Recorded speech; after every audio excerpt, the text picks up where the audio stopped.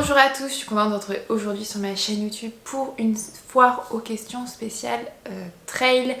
Elle fait suite un peu à tous les trails que j'ai fait cet été et surtout la CCC, donc je vous remets la petite vidéo de compte rendu par ici. Donc aujourd'hui je vais un peu revenir sur cette course puisque vous avez été quelques-unes et quelques-uns à me dire oh c'est super court, mais c'est vrai que c'est très difficile de choisir un format pour vous résumer en fait 100 km de course, donc 24 heures. Donc c'est pour ça que je me suis dit qu'aujourd'hui j'allais vous faire une foire aux questions puisque j'avais reçu pas mal de questions sur l'organisation de cette course, mon entraînement. Donc comme ça je vais pouvoir revenir un peu sur la course, sur les détails que j'ai pas abordés et en même temps répondre à pas mal de questions autour du trail. C'est parti!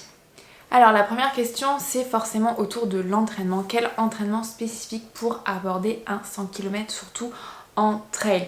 Alors il faut savoir que venant du triathlon, personnellement dès que je m'entraîne pour du trail je garde toujours mes disciplines de triathlon en plus de l'entraînement trail, donc c'est-à-dire l'entraînement sur chemin avec dénivelé, puisque ça vous pouvez clairement pas passer à côté. Après forcément quand on prépare un 100 km il faut se dire que les distances vont forcément s'allonger. Personnellement moi j'ai choisi de ne pas participer à beaucoup de trails pendant l'été pour pouvoir vraiment me concentrer sur ma préparation et sur des blocs d'entraînement. Puisque, et je pense que c'est le cas pour beaucoup d'autres trailers, quand on prépare une course longue, on cherche à à reproduire la fatigue qu'on peut ressentir en ayant des blocs d'entraînement, donc beaucoup d'heures d'entraînement rassemblées en très peu de jours, suivies de récupération et à nouveau d'autres blocs d'entraînement. Donc comme je vous disais, venant du triathlon, moi j'ai gardé le vélo et la natation, même cet été, bien que je n'avais pas de triathlon à préparer. Donc j'ai continué à nager, mais plus dans le cadre de récupération pour vraiment détendre mes muscles, me gainer, me renforcer, puisqu'il ne faut pas mettre de côté le renforcement musculaire. Et j'ai gardé le vélo, tout simplement parce que le vélo permet de faire beaucoup de volume, d'aller chercher du dénivelé tout en n'abîmant pas ses articulations, ce qui n'est pas le cas du trail, même si j'adore le trail. Ça abîme quand même les articulations, moins que la course à pied sur route, mais tout de même, hein, ça tape bien. Et le vélo, ça permet aussi donc de pas mal enchaîner sur une même journée. Donc par exemple, je pouvais tout à fait courir 20 km le matin, 25 km et aller faire du vélo l'après-midi 2, 3, 4 heures. Donc ça faisait une journée vraiment chargée en entraînement. Donc 6 heures d'entraînement c'est quand même énorme dans la même journée et ça permet vraiment de simuler une grosse fatigue et d'habituer son corps à cette charge, puisque quand vous allez faire 100 km à mon petit niveau c'est sûr qu'on part tout de suite pour 20-24 heures de course, hein. Donc personnellement moi c'est comme ça que je me suis entraînée. Après en termes d'entraînement spécifique, le vélo c'était forcément du vélo de montagne, donc avec du dénivelé, je suis allée faire des cols. Comme je vous l'expliquais, j'ai participé à l'étape du Tour dans ce cadre. Je vous remets le compte rendu de cette étape du Tour par ici qui était meumeux en termes de dénivelé. Mais aussi en termes d'entraînement spécifique trail, c'est des sorties très longues. Donc moi j'ai fait quand même un trail de 55 km. Ensuite tous mes entraînements c'était entre 30 et 42 km avec des doubles entraînements dans la même journée, donc c'est-à-dire par exemple 15 km le matin, 15 km le soir. Forcément ça se passe avec du dénivelé sur chemin pour bien appréhender ce qui va se passer le jour J. Après moi je trouve que ce qui m'a manqué c'est faire des entraînements de nuit avec dénivelé. Donc je me suis entraînée la nuit, mais certainement pas autant que je l'aurais dû, et c'est pour ça que cet hiver je vais chercher un peu à compenser tout ça et aller vraiment bien m'entraîner de nuit, parce que durant la CCC ça a été un peu compliqué on va dire. Même si j'avais fait la Saint-Élion il y a un an, il aurait fallu que je travaille plus à ce niveau là. Ensuite forcément ouais, c'est du dénivelé. Avec Mathieu on a fait pas mal de week-ends à la montagne et c'est important de se forcer à aller chercher ça, puisque même si à Montpellier on a les Cévennes pas loin, il faut y aller, il faut prendre sa voiture, se bloquer une journée et partir pour plusieurs heures d'entraînement. Et je suis très heureuse d'avoir eu Mathieu qui a pu m'accompagner sur plusieurs de ces entraînements là. Ensuite, dernière chose sur l'entraînement, cette vidéo va être très longue je parie, il faut aussi faire des rando trail. Donc on n'est pas obligé de se dire tiens je vais faire une sortie de 30 km et de courir non-stop pendant 30 km, c'est faux.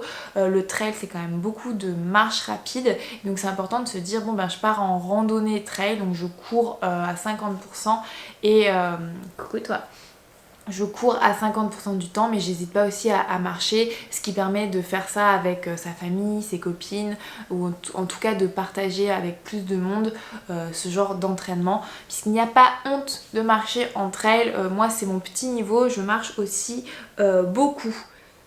Comment vont tes petits pieds? Alors c'est vrai que l'état de mes pieds est très intéressant. C'est vrai que quand on enchaîne beaucoup ces entraînements là, ce type de prépa là et ces kilomètres, on peut s'attendre à avoir des pieds dans un état, voilà. Mais comme vous avez peut-être pu l'apercevoir dans la vidéo de compte rendu de la CCC, mes pieds sont en plutôt bon état et c'est un truc que je travaille énormément. J'ai une routine assez pointue, je ponce régulièrement mes pieds, je fais très attention à mes ongles, je mets du vernis semi-permanent pour avoir des ongles bien forts.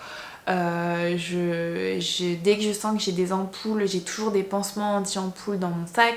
Même si mes chaussures sont adaptées à mes pieds, je mets quand même toujours en prévention une crème anti-frottement parce qu'on sait jamais, c'est pas parce que vous n'avez pas eu d'ampoule qu'un jour avec on va dire une chaussette mal placée, bim, vous allez vous choper une ampoule. Mais je fais très attention à ça. Et avec mes baskets là, mes ASICS, je n'ai pas eu d'ampoule du tout.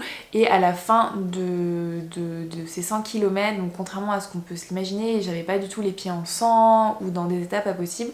Mes pieds étaient impeccables. D'ailleurs ça a surpris que ce soit Osmani au début comme Osmani à la fin.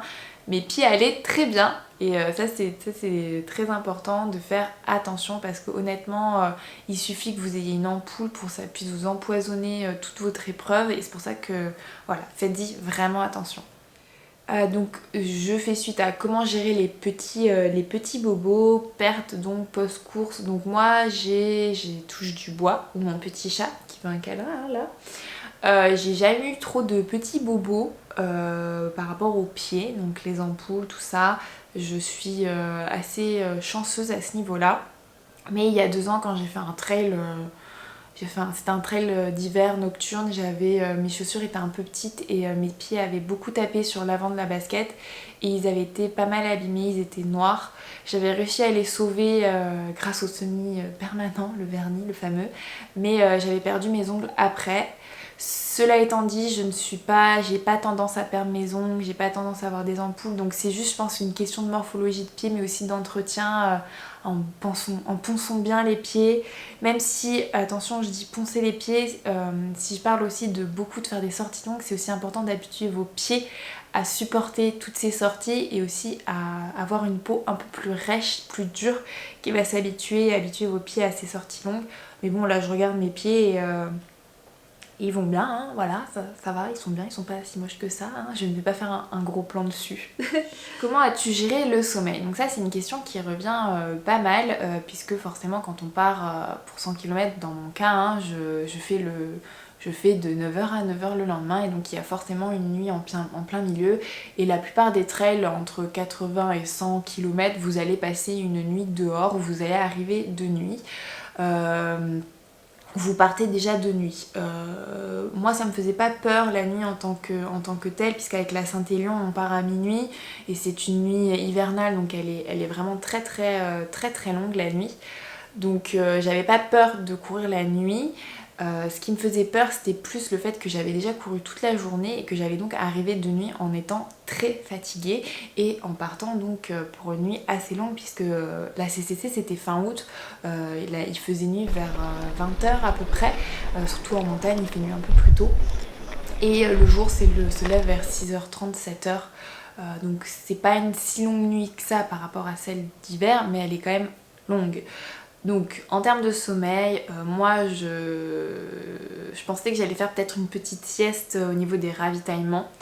Mais j'avais tellement peur de la barrière horaire, de pas arriver à l'heure ou même de m'endormir et de dormir beaucoup trop que j'ai pas fait de sieste, mais à dire vrai j'ai pas ressenti le besoin. Contrairement à la Saint-Élion où j'avais vraiment beaucoup de fatigue et que des fois j'avais, vous savez, vous avez la tête qui part. Là j'ai pas eu ça du tout. Par contre, je pense que j'aurais dû faire une sieste à posteriori.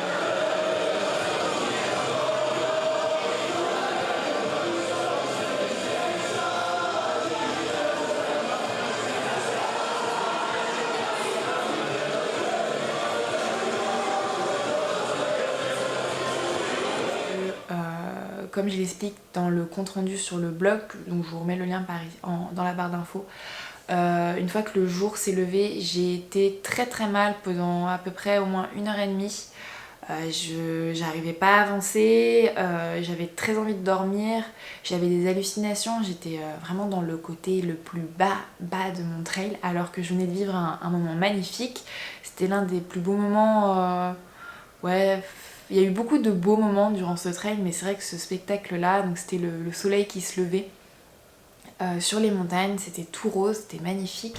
Je venais de terminer la montée, le dernier col, il restait plus grand chose en fait en termes de montée, c'était vraiment la dernière ligne droite entre guillemets. Et c'était magnifique, et juste après ce moment-là, d'euphorie, où je pense que je suis sortie de ma course, puisque j'ai sorti mon téléphone, j'ai commencé à faire des photos. Alors même si j'avais fait des photos pendant la journée, c'était avec ma GoPro, j'avais jamais sorti mon téléphone, j'envoyais pas trop de messages. Là je suis complètement sortie de ma course et je me suis pris une claque de fatigue, vraiment j'avais très très envie de dormir. Il faut savoir que sur tout le parcours, pendant toute la nuit, vous voyez des gens dormir et c'est assez... donc la nuit, ou même faire des petites siestes en fin de journée. Donc c'est assez... moi perso, je pourrais pas le... je pourrais pas le faire. Moi ça m'a un peu... vous savez, vous êtes avec votre frontal, vous êtes pas tout seul, mais vous marchez, ou vous montez, ou vous courez, tout d'un coup vous tombez sur quelqu'un qui dort sur le côté. D'ailleurs, je voulais vous montrer... En fait, vous avez sur votre camelbag ce petit... hop, je vais faire la mise au point, voilà, sur lui. Vous avez ce petit papier, en fait.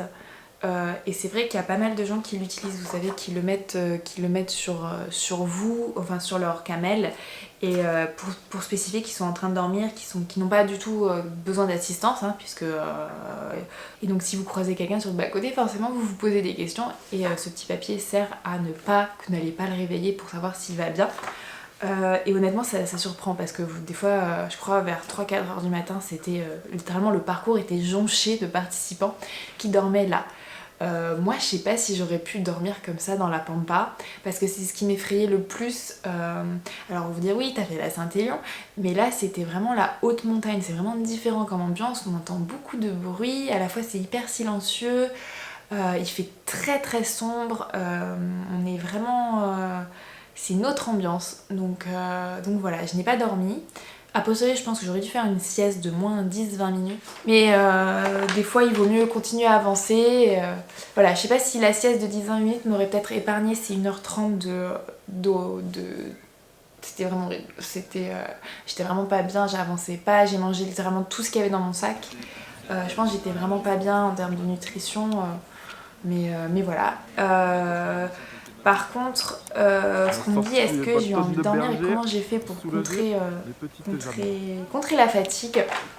Il y a beaucoup de marques proposent des chewing-gums au café, il y a beaucoup de café sur le parcours, du Coca-Cola. Donc moi je marche plutôt au Coca, je trouve ça bien autant pour la digestion que pour effectivement l'énergie. Je peux aussi pas mal de thé, mais après moi ce qui me permet de vraiment tenir tout au long de la nuit, et même si en trail j'aime pas trop écouter la musique contrairement à la course à pied sur route, mais là, moi, je mets la musique la nuit. C'est...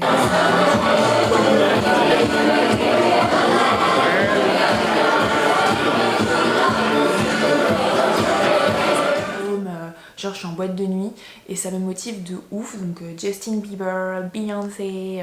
J'avais fait une playlist d'ailleurs de 24 heures. Je vous remets le lien par ici pour la CCC. Je vais la garder, je vais la mettre de côté si jamais vous faites des trails très longs. Donc il y a vraiment plein de musique, il y a plein de trucs différents. J'avais mis beaucoup de temps à la préparer puisque c'est long, 24 heures. Et ça m'a vraiment permis de tenir toute la nuit et de rester, d'avoir le smile parce que j'avais c'est un peu ces endorphines de la journée et surtout cette musique qui me boostait. Et je pense que si comme moi vous n'êtes pas trop caféine et que vous êtes pas tenté par la sieste, même si je pense que pour mes prochains trails je ferai peut-être une sieste, voilà, la musique c'est quand même ce qu'il y a de mieux. Hein. Alors, quand as-tu dû changer de tenue? As-tu changé de basket? Alors effectivement, on me voit sur les photos avec, je crois, 3 tenues différentes ou quasiment différentes. Donc en fait, j'ai changé de tenue. Honnêtement, vous n'êtes pas obligé de changer de tenue, hein, c'est juste, voilà. Moi personnellement, je voulais changer de tenue le soir pour repartir de manière fraîche en fait pour ce qui allait m'attendre la nuit. Donc au premier poste d'assistance, donc vers 20h, donc c'était à Champé en Suisse, donc c'était après 55 km déjà, donc plus de la moitié de la course. J'ai tout changé, donc j'ai changé ma culotte, mon short, ma brassière, mon t-shirt, mes chaussettes, mes chaussures, j'ai tout changé et ça m'a fait un bien fou parce que je me sentais beaucoup plus fraîche, beaucoup plus dispo. Il n'y avait pas de raison pour changer dans le sens où il n'avait pas plu, j'étais pas trempée, mais ça fait quand même du bien de repartir à sec pour attaquer la nuit. À la Saint-Élion, je changeais tout à chaque fois parce qu'il pleuvait et qu'il fallait que j'ai des affaires à peu près sèches. Mais en soi, à la Saint-Élion, je pense que vous pouvez changer une fois de tenue, mais c'est pas non plus, vu que c'est l'hiver, on se trempe pas non plus beaucoup. Mais là c'était vrai, ça m'a fait vraiment du bien, surtout qu'on avait bien transpiré, il a fait quand même bien chaud durant la journée. Et je me suis rechangée, mais pas complètement, à l'avant-dernier ravitaillement, il me semble. Et j'ai changé mon t-shirt, j'ai pris le pull qui était dans mon camelback parce qu'il commençait à faire froid. J'ai pris mes gants aussi. Et non, le short je l'ai gardé et ensuite j'ai changé de chaussettes et de chaussures de nouveau. Pourquoi j'ai changé de chaussures? Alors j'ai eu, comme je l'explique sur mon compte rendu, j'ai eu des douleurs aux hanches et je sais pas pourquoi, je me suis dit tiens, en changeant de chaussures ça va aller mieux, alors qu'en fait c'était juste dans ma tête puisque j'ai changé de chaussures, j'avais plus mal aux hanches et j'ai remis les mêmes baskets au dernier ravitaillement et je n'ai pas eu mal aux hanches durant les 20 derniers kilomètres. C'est pour vous dire qu'en fait tout se passe dans la tête, mais je pense quand même que c'est important sur le trail long de se prévoir un ou deux rechanges si la météo n'est pas trop changeante. Et par contre si la météo change énormément, là il va falloir prévoir beaucoup de changes parce que ça fait quand même du bien d'être à sec et moi j'avais l'impression, vous savez, pas de mettre mon pyjama pour aller faire le trail de nuit, mais de repartir vraiment de zéro, de me sentir un peu comme une nouvelle femme, même si il y avait quand même 55 km dans les pattes. Hein. Comment gères-tu les coups de moins bien pendant une course aussi? Comment définirais-tu cette course? Combattre contre quoi? Qui? Pourquoi? Alors personnellement, moi le trail, vous êtes souvent à me demander quel est le plus difficile entre le Ironman et un trail, puisque c'est vrai, voilà. Alors moi franchement, le trail c'est plus dur, parce que c'est monosport, donc vous pouvez avoir une lassitude en fait, même s'il y a des paysages magnifiques à la fin, vous pouvez vous dire non mais qu'est-ce que je fous là, alors que le triathlon, vous avez 3 sports différents, même si c'est dur physiquement le marathon à la fin d'un Ironman, hein. D'ailleurs je vous remets mon compte rendu de Barcelone l'année dernière, mon premier Ironman, c'est incomparable parce que finalement vous faites 3 sports différents, la fatigue ne s'accumule pas puisque c'est 3 fatigues différentes, alors que le trail c'est une fatigue mentale puisqu'il faut être extrêmement concentré tout le temps. Si vous perdez votre concentration, vous risquez de chuter tout simplement sur une racine, un caillou. Voilà, donc c'est un combat à la fois contre soi-même en termes de mental et de physique, mais aussi un peu pas contre la nature, mais voilà, il faut avaler le col et des fois quand vous êtes tout en bas, et je me souviens du premier col pour l'Italie, quand on partait de Courmayeur, ça n'a fait que monter et le problème c'est que vous voyez les gens avec 1 ou 2, 3 km qui sont déjà tout en haut et là vous vous dites mon dieu, il faut que j'aille là-haut, et c'est ça qui mentalement est plus dur. Et je crois qu'en trail, c'est ça qui est le plus dur, c'est vraiment le mental quoi. Il faut ne rien lâcher. Voilà, c'est à la fin, les dernières montées, les muscles sont fatigués, mais paradoxalement, dès que je suis arrivée à la Flégère, donc c'était le dernier point de ravitaillement, les jambes étaient toutes légères, elles sont descendues à Chamonix, sans souci, comme si elles connaissaient le chemin pour retourner sur la ligne d'arrivée. et j'ai pu me mettre à courir alors que j'avais 5 km dans les pattes, plus le dénivelé. Autant vous dire qu'en fait votre corps a des ressources un peu insoupçonnées et l'essentiel c'est d'avoir confiance en lui et vous obtenez cette confiance en ayant une bonne préparation, même si ça a été une préparation compliquée durant l'été, voilà. Alors, comment ça se passe pour les dossards? Alors pour les dossards, il faut savoir que l'UTMB est une course sur tirage au sort. Le fonctionnement est un peu similaire à mon autre trail que j'avais fait en Italie. Vous vous inscrivez, vous êtes tiré au sort, vous pouvez participer, vous n'êtes pas tiré au sort, c'est pas le cas. Vous pouvez pas participer. C'est le cas de plus en plus de trails qui sont forcément de plus en plus demandés.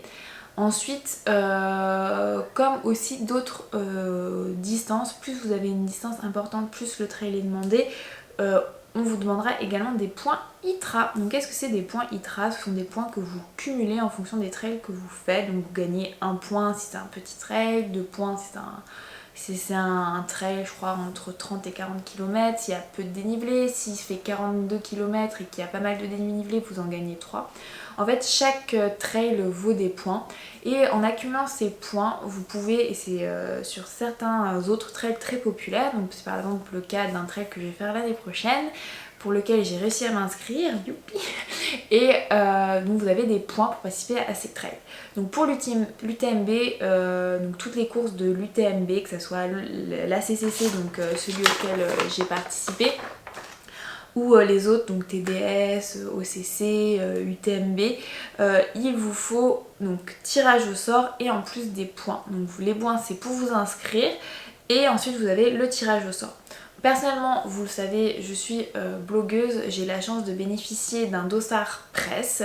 La plupart des journalistes que vous suivez, les magazines de trail que vous achetez ou d'autres coureurs bénéficient de dossard presse. Donc, les dossards presse n'enlèvent pas de chance aux personnes qui participent au tirage au sort, donc on ne vous prend pas un dossard, c'est l'organisation qui réserve des dossards presse à des personnes comme moi, à des journalistes ou à leurs partenaires. Donc par exemple s'il y a donc le sponsor c'est Columbia, si chez Columbia il y a un de leurs employés qui veut participer à une des courses de l'UTMB et qui a les points ITRA, puisque un dossard presse ne vous devez quand même avoir les points pour ITRA pour participer au bénéficiaire d'un dossard. Donc vous n'avez pas le tirage au sort, donc c'est une énorme chance, une énorme opportunité que je vous cache pas, qui me permet de participer à ces courses sans passer par le tirage au sort. Donc j'ai énormément de chance à ce niveau là, mais contrairement à certains commentaires, il vous faut les points ITRA. Donc moi j'avais tout à fait mes points ITRA et les points ITRA sont sur votre profil ITRA qui se crée automatiquement et qu'ensuite vous pouvez administrer une fois que vous avez fait plusieurs trails. Donc c'est pour ça, et je trouve que c'est bien ces points ITRA puisque ça pousse avant de se lancer sur de plus longues distances, puisque plus vous allez avoir de distances, de plus en plus ces trails demandent que vous ayez participé à d'autres petits trails pour être sûr que vous pouvez aller au bout de ces trails là, puisqu'il y a des barrières horaires. Je trouve ça intéressant, ça permet d'acquérir de l'expérience avant de tout de suite se lancer sur un long trail qu'on pourra peut-être pas terminer et dans lesquels on se mettra en difficulté tant l'organisation que nous-mêmes en termes de santé. Oui, mon moment préféré, mon moment le plus douloureux.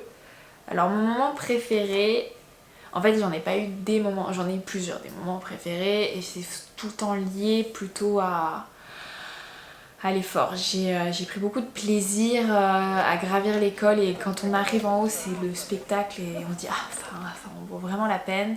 Et aussi le soulagement des fois de voir Mathieu, de voir mes proches en fait dans les ravitaillements, puisque comme je l'explique dans mon compte rendu, moi personnellement la course elle faisait pas 101 km dans ma tête, elle faisait 5 cols et en fait chaque col pour moi c'était une victoire. Encore 4 km. Forcément au haut de chaque col c'était magnifique. Après forcément mon moment préféré c'était quand il y a eu le lever de soleil, mais d'un autre côté mon moment détesté c'est tout ce qui s'est passé juste après, c'est quand j'ai commencé à halluciner, à avoir des bouquetins partout, des chiens, des gens de l'organisation alors qu'il y avait personne, j'étais pas bien. Après en termes de nutrition, je pense que j'anticipe sur une autre question, mais j'ai eu vraiment beaucoup de soucis. J'ai pas réussi à bien m'alimenter, j'avais pas j'avais pas faim et je voyais pas du tout le temps passer. Donc par exemple j'ai vraiment merdé pendant toute ma nutrition pendant la nuit, je mangeais pas du tout et je me rendais pas compte du temps qui passait. Donc par exemple je partais d'un ravitaillement, je revenais 3 heures après, j'avais mangé 0 alors que je venais de me faire 10 bornes avec un col dedans. Donc j'ai vraiment merdé à ce niveau là et je pense que le coup de moins bien que j'ai eu après le lever de soleil ça a été l'accumulation de 24 heures, enfin de 20 heures en l'occurrence, de très mauvaise nutrition.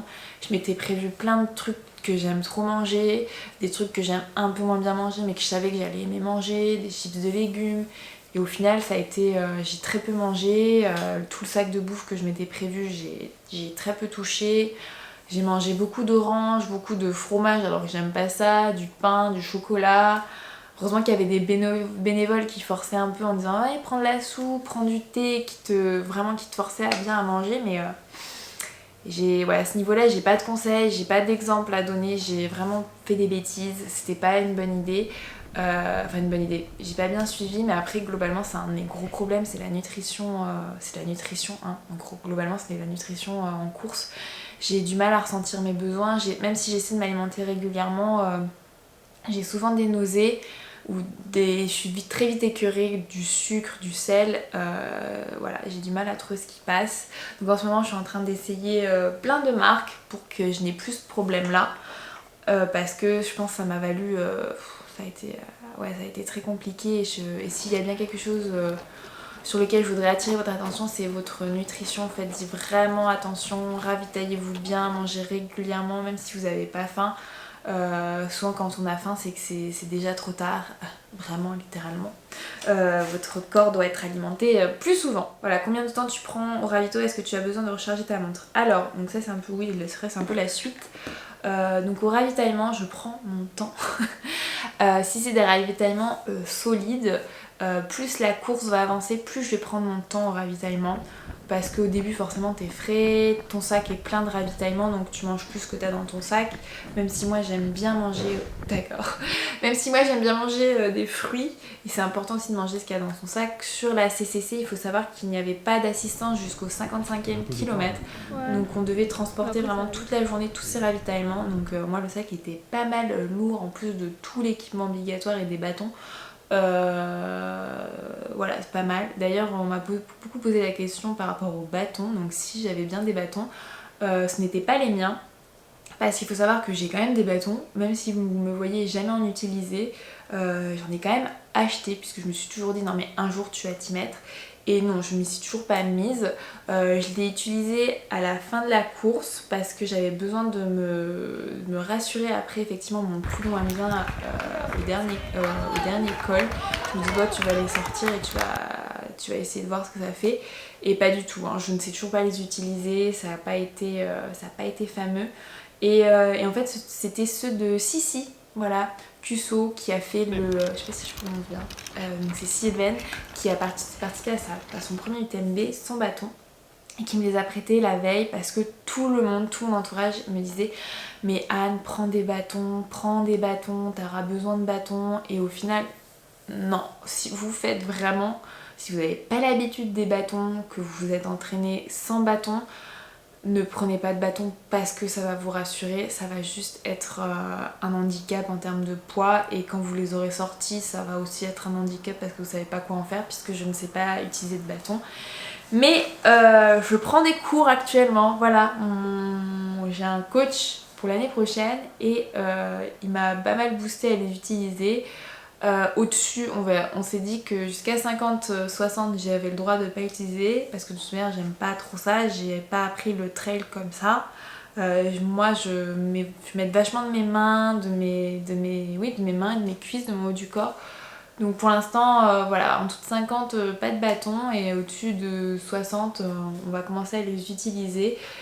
Puisque mes bâtons sont neufs, ils sont magnifiques, mais voilà, je ne les utilise pas. Pour revenir, la question c'était les ravitaux et la recharge de la montre. Alors, il faut savoir que la veille de ma course, j'ai reçu la Phoenix 6S de la part de Garmin, qui lançait ce nouveau modèle le jour de l'UTMB. Et moi je suis hyper prévoyante, hein. Quand on me file une nouvelle montre, je préfère la tester. Là j'avais pas la marge, la manœuvre pour la tester. D'ailleurs je vais bientôt vous partager un petit test de cette montre. Et donc la promesse c'était que la Garmin tienne toute l'UTMB. Donc bon, c'est faux, vous êtes une personne comme moi, elle ne tient pas l'UTMB, elle ne tient pas 180 km, hein, à moins qu'effectivement vous soyez la première à faire l'UTMB très rapidement. Non, si vous faites l'UTMB comme des gens comme moi, il faudra la recharger. Et en fait, la veille, j'avais chargé mon ancienne Garmin, donc la 5S, et j'ai chargé la nouvelle en me disant de toute manière je mettrai la nouvelle, mais je préfère charger la vieille, on sait jamais, ça se trouve le jour J il y aura un souci, blablabla. Et heureusement, parce que dans le sas de départ la nouvelle Garmin ne trouvait pas le GPS. Et quand je vous dis ne trouvait pas le GPS, elle ne trouvait pas le GPS alors que je l'avais testé la veille, j'avais simulé des petits trucs pour vérifier que tout allait fonctionner, j'avais configuré tout pour que ça se passe bien pendant le trail. Donc voilà. Elle trouve pas le GPS et donc là panique à bord. Je dis à Mathieu, je fais vite, va chercher dans la voiture ma vieille Garmin parce que je veux pas partir avec une montre qui puisse pas m'indiquer les kilomètres ni le dénivelé, enfin grosse catastrophe. Donc on échange à la dernière minute, mais vraiment à la dernière minute puisque mon SAS partait à 9h15, je crois que j'ai eu qu'il a fait l'aller-retour vite fait en 2 minutes et là voilà. Donc je ne suis pas partie, je n'ai pas fait la CCC avec la 6. Ma nouvelle montre que je n'ai pas là parce que elle ne trouvait pas le GPS. Donc premier souci sur cette Garmin, hein, et j'en ai eu d'autres depuis, mais ça fera l'objet d'une autre vidéo. Et il a fallu la recharger. Je l'ai chargée quasiment, j'ai commencé à la charger à partir du 45e kilomètre. Et il a fallu la charger à tous les ravitaux pour qu'elle... Après l'avantage c'est qu'elle charge très vite, mais il faut emmener avec vous le câble et une petite batterie de portative pour charger, donc ça fait du matos en plus dans le sac, hein. Mais c'est voilà, le Garmin ne tient pas la batterie, il faut la charger et moi j'ai commencé à la charger, c'était je crois le premier ravito c'était 45 ou 40, j'ai commencé à la charger. Ensuite je la chargeais à chaque fois 5-10 minutes. Dès que j'arrivais, le premier truc qu'on faisait c'était pouf, on la mettait en charge. On mettait en charge mon téléphone, on mettait en charge tous les petits trucs qu'on pouvait pour gagner des pourcentages et voilà, et ça a été ça tout du long. Et j'ai fini avec une Garmin qui n'avait plus que 5% de batterie, sachant qu'on l'a chargée donc 4-5 fois. Donc oui, il faut le prévoir. Par contre, moi normalement je fais mes trails avec ma Suunto 5 et Suunto a aucun souci en termes de batterie. Suunto, si vous ne faites que du trail, c'est certainement la meilleure marque en termes de batterie et d'affichage. Bon, moi je fais aussi du triathlon, donc c'est un peu compliqué. Globalement j'ai été satisfaite puisque ce que j'aime sur ma Garmin c'est en fait elle nous permet de voir le dénivelé, combien de dénivelé on gravit par heure, je sais plus comment on dit. Donc c'est hyper motivant puisqu'on peut à peu près savoir quand est-ce qu'on arrivera en haut du col, donc voilà, c'est ce que j'aime. Mais donc voilà, il faut prévoir de charger votre montre. Il y a des stations de chargement, mais je crois que c'est à l'avant-dernier ravitaillement. Elle arrive beaucoup trop tard hein, pour les gens comme moi qui ne courent pas en 10 heures. Voilà. Tu as mangé quoi? Bon ben... est-ce que je suis heureuse? Mais pourquoi? Il y avait des toilettes sur le parcours. Bon alors... oui, je suis très heureuse. J'ai mangé quoi? Bah comme je vous dis, c'était un peu... n'importe quoi. Est-ce que... Les toilettes. Alors les toilettes. Alors oui, c'est aussi une question qui est revenue pas mal. Comment ça se passe à ce niveau-là? Non mais c'est drôle hein. Alors pendant la journée j'ai pas trop, je suis pas trop allée aux toilettes à part le deuxième ravito, à la fin du deuxième col je crois j'ai fait pipi. J'ai fait beaucoup pipi parce que je buvais énormément et que j'avais peur d'avoir une cystite, puisque l'année dernière j'avais eu une cystite sur l'OCC et que j'ai souvent tendance à faire des cystites en trail. Je ne sais pas pourquoi, c'est comme ça. Maintenant j'ai toujours des médicaments avec moi, mais bon là voilà hein, pour tout vous dire, j'ai fait pipi et j'ai fait caca. À chaque fois je me contrôlais pour que ça puisse coïncider avec les ravitaillements, puisque vous avez des toilettes sur chaque ravitaillement extrêmement propres. Les plus propres je crois que c'était en Suisse, hein, voilà, une petite balade.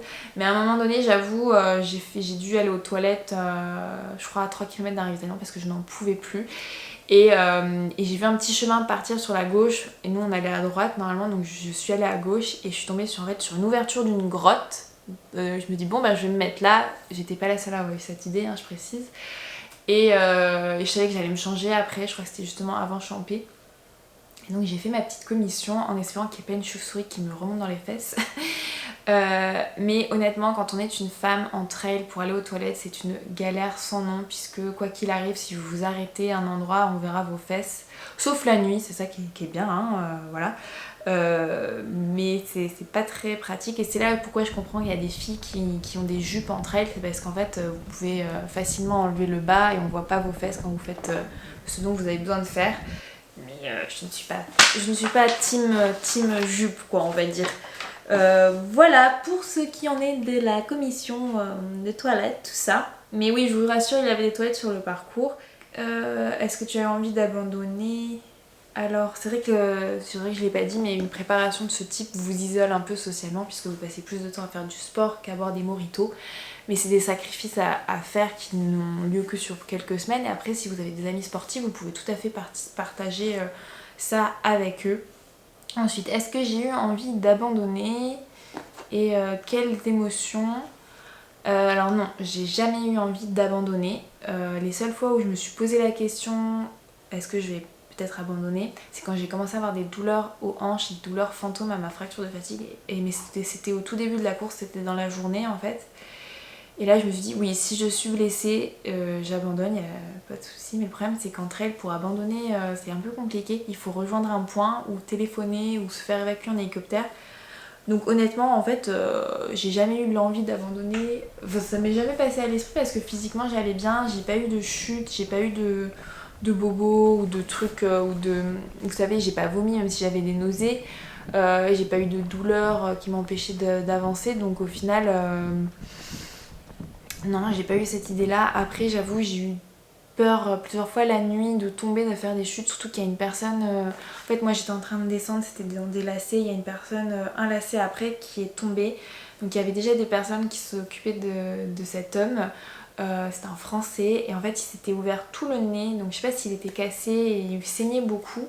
Bah, tout ce que j'ai pu faire c'est donner des mouchoirs, hein, voilà, donc ça c'était la nana qui prévoit des mouchoirs, mais ça m'a fait très peur parce qu'en fait tout de suite il a dit oh je me suis endormie. En fait voilà, il a couru et je pense qu'il a eu vous savez une légère absence, et une légère absence ça suffit pour se prendre un rocher et tomber, et c'est extrêmement dangereux la nuit, donc c'est juste à ce moment là où j'ai eu un peu des angoisses et du stress, c'était vraiment la nuit, mais ça mes proches le savaient donc ils m'encourageaient beaucoup.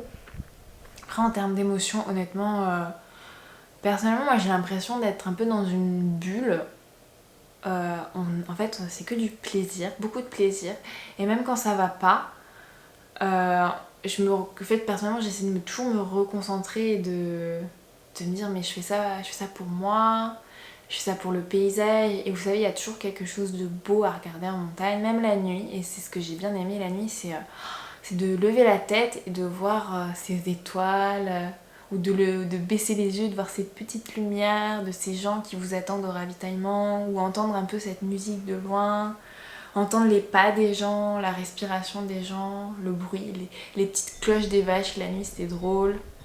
De reconnaître d'un coup d'arriver à un ravitaillement où il y a une ambiance de feu, avec la boîte de nuit alors qu'on est dans une bergerie qui pue le crottin de vache, enfin, c'est... Honnêtement, on passe par beaucoup d'émotions, mais globalement, c'est... vous savez, on est un peu comme ça tous les jours, et là, en fait, on est comme ça. Je vous montre dans le cadre. Comme ça, plaisir, euphorie. Et je crois le moment où j'étais très très émue, rien que d'y penser là, c'est quand je suis partie de la Flégère, et en fait il reste, quand on part de ce dernier point là, en fait ça fait plus que descendre, pour les gens qui connaissent, ça fait plus que descendre sur Chamonix, même si c'est une descente assez technique. Et là en fait c'est là où tu réalises que tu l'as fait, même s'il reste 5-6 km, tu te sens invincible dans cette descente. Et tu lâches les chevaux, même si t'en peux plus, tu lâches tout et tu descends, et t'arrêtes pas de croiser des gens qui vont faire des randonnées et tout, qui te félicitent, qui te regardent avec admiration comme si t'étais un super héros alors que t'es pas t'es pas un super héros, t'as juste fait un trail, c'est toi qui t'es mis dans cette merde tout seul, hein, et qui te félicite. Et ouais, je pleure pas souvent, je suis souvent émue. Mais là j'ai pleuré, j'ai serré les dents. Et le problème c'est que quand tu pleures et que tu fais du sport, t'es vite essoufflé. Et il y avait beaucoup de personnes qui félicitaient et qui disaient ouais bravo, qui se regardaient avec admiration. Et c'est là où en fait le regard de ces gens, leurs félicitations, ou même qu'on se croise entre coureurs, parce qu'il y a des personnes qui marchent dans la descente, d'autres qui courent, donc on se félicite nous-mêmes en disant bravo tu l'as fait. Ben on se dit putain mais je l'ai fait toutes ces semaines là. Allez, c'est super, allez, profite là. Dernier kilomètre, tu kiffes. C'est la finish line, tu l'as fait, allez. Allez, Anne, t'es au bout là. Allez, t'es au bout, Anne, bravo. Allez, mon bébé, allez. Tu vas le faire. Je suis tellement fier de toi. Allez, tu vas le faire. C'est énorme ce que tu fais. Allez. Allez. Allez.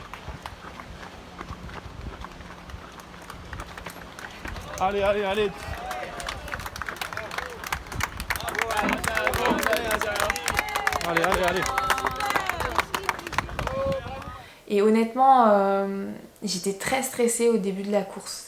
Et c'est la première fois, ça faisait longtemps que j'étais pas autant stressée avant une course. Parce que justement, j'allais vers l'inconnu. Et je crois que c'est ce que j'aime quand je participe à ces trails-là. Et je sais que c'est un peu de la folie. On se dit, mais pourquoi tu te lances sur ça? Mais pourquoi? Parce que en fait, coucou toi. Parce que c'est ça, c'est cette sensation d'inconnu, d'aventure. Et même si au début vous êtes avec plein d'autres trailers, hein, je vous le cache pas qu'il y a un peu des bouchons des fois. Il y a une ambiance tellement unique, on est tous là pour se faire plaisir, pour kiffer. Et c'est vrai que pendant 24 heures, on n'est pas du tout sur nos réseaux, on n'est pas sur nos téléphones. On est juste là en mode, putain c'est le kiff quoi. Ouais c'est ça, c'était le kiff, le plaisir d'être en montagne et de kiffer le paysage, d'être avec d'autres personnes passionnées, d'être avec des bénévoles passionnés, enfin... Voilà. Je sais pas si cette FAQ va être hyper intéressante pour vous parce que j'ai tellement de trucs encore à dire. Et c'est un peu abusé de vous raconter tout ça maintenant, parce que le CR est passé dans l'autre vidéo. Alors... je me rends compte qu'il y a beaucoup de questions sur pipi, caca, manger, sommeil. J'espère avoir bien répondu à ça. Je pense que j'ai fait globalement le tour. Après, il y a la question, c'est qu'est-ce que je vais faire après un 100 km. J'aimerais refaire un 100 km parce que ça reste quand même une aventure assez folle. Après, vous savez, je suis pas dans la surenchère en fait. Pour moi, faire un 100 km, c'était un objectif que je voulais faire cette année-là. Mais là j'aimerais vraiment m'améliorer en termes de temps, en termes de technique, et ça c'est un peu plus compliqué. Mais c'est important de voir que le corps peut suivre. Et vous savez, moi, c'était après ma fracture de fatigue, c'est important de... Même si je dis que j'ai confiance en moi, confiance en mon corps, et que je vous dis qu'il faut avoir confiance en votre corps, la preuve, j'ai encore eu des douleurs fantômes qui m'ont fait douter de mon corps, douter de mes capacités, et je crois que c'est hyper important de se dire qu'une fois que vous êtes bien entraîné, votre corps peut vraiment vous accompagner dans de très très belles aventures. Et en fait, moi, j'ai peut-être pas envie de faire 200 bornes, j'ai envie de continuer à kiffer ce que je fais dans le trail et surtout de voir de beaux paysages. Et ça, c'est ce que je recherche à chaque fois que je fais un trail. Et maintenant, quand je cherche des trails où je veux participer, hein, c'est ça, c'est le paysage, c'est kiffer le paysage et en prendre plein la vue. Et cette année, tous les trails que j'ai fait, auxquels j'ai participé, ça a été ça, ça a été du kiff de A à Z. Et monter, descendre, l'ambiance, et ça c'est ce que j'aime. Il n'y a pas de stress sur la performance, même si j'ai reçu des commentaires de personnes, ça m'a genre ah ouais non mais toi tu fais de la randonnée, bah c'est sûr, je fais pas, il y a les coureurs professionnels, ils le font en moins de 12-14 heures, enfin ils le font 16 heures peut-être le 100 km, moi je le fais en 24 heures, non 16 heures c'est même trop long pour eux. Les pros ils vont super vite. Moi je le fais en 24 heures, mais je respecte les barrières horaires, donc du moment que je respecte les barrières horaires, il n'y a pas de souci. et du moment que vous respectez les barrières horaires, vous vous en foutez de ce que peuvent penser les gens, de votre vitesse, de votre performance. L'essentiel c'est d'aller au bout de ces trails.